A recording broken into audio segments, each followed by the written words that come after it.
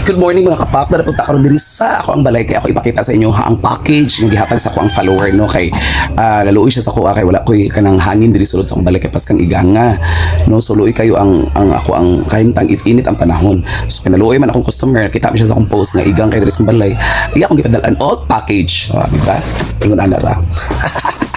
Thank you ma'am, thank you kayo.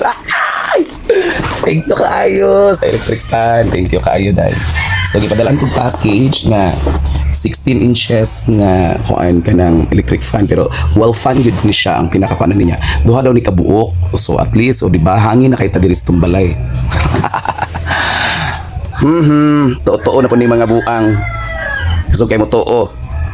Di ba? Di ni package, parcel ni. Nalikoy man siguro mo. Totoo na pug ka kay abi mo. Kuan, bayran ni nako. Duha ni electric fan gi-order na ako sa TikTok kay luoy kay mo dulag computer diri wala hangin. Wala ayo tuo dayod. Ikaw kay mo tuo mo dayon ka. Lupig pa nimo kuan. Di ba? Parcel ni, parcel na. Parcel na. Parcel na. Mag-unbox ko. Dami abrihan.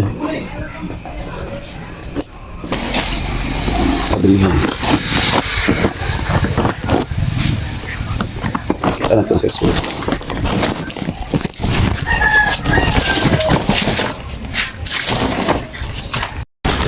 Youths, tinuod siya youths.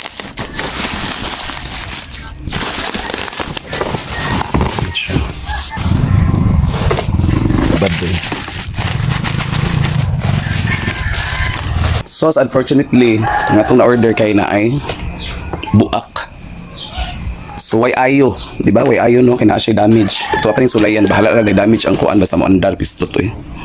So the running gunner mo dai siya. So okay ra po dai siya, bahala na buak dara buak sila. Ano makita ko eh, bisug ka araw. Pero okay man kani gunner man siya to pati. Gunner ra siya So okay ra siya guys. So daghang salamat at least dili na mahangin ang mga bata diri ng dulag computer. Okay, o di na sila igangan kinanay hangin.